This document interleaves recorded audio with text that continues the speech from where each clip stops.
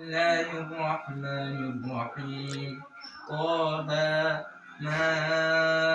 أنزلنا عليك القرآن لتشقى إلا تذكرة لمن يخشى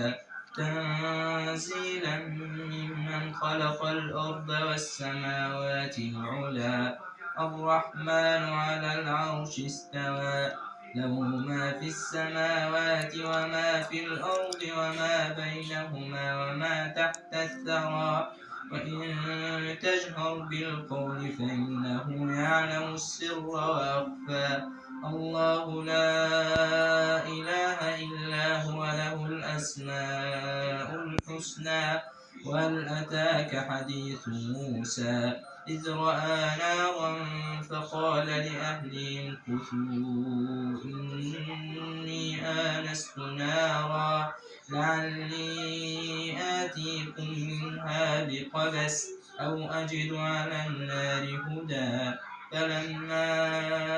أتاها نودي يا موسى إني أنا ربك فاخلع عليك إنك بالوادي المقدس طوى وأنا اخترتك فاستمع لما يوحى إنني أنا الله لا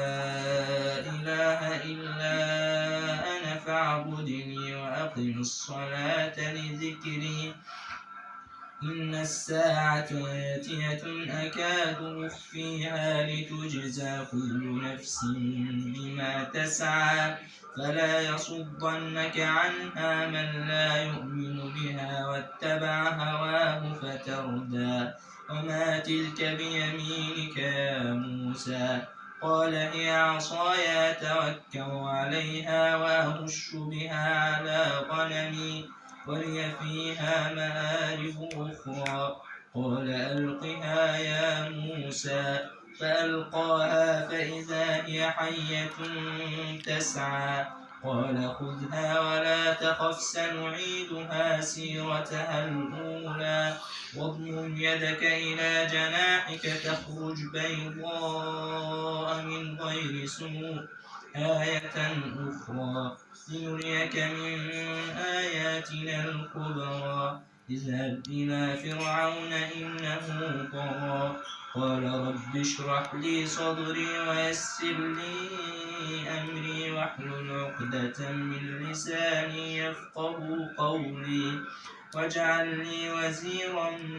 من أهلي هارون أخي اشدد به أزري وأشركه في أمري كي نسبحك كثيرا ونذكرك كثيرا إنك كنت بنا بصيرا قال قد أوتيت سؤلك يا موسى ولقد مننا عليك مرة أخرى إذ أوحينا إلى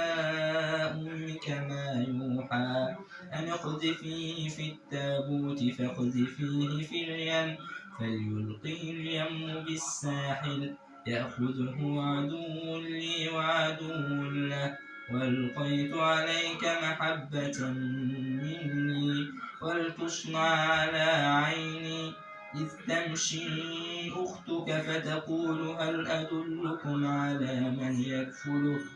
فرجعناك إلى أمك كي تقر عينها ولا تحزن وقتلت نفسا فنجيناك من الغم وفتناك فتونا فلبثت سنين في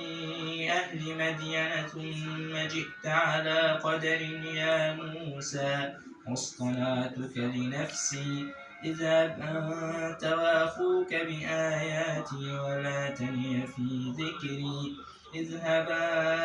إلى فرعون إنه طغى فقولا له قولا لينا لعله يتذكر أو يخشى قال ربنا إننا نخاف أن يفرط علينا أو أن يطغى قال لا تخافا إنني معكما أسمع وأرى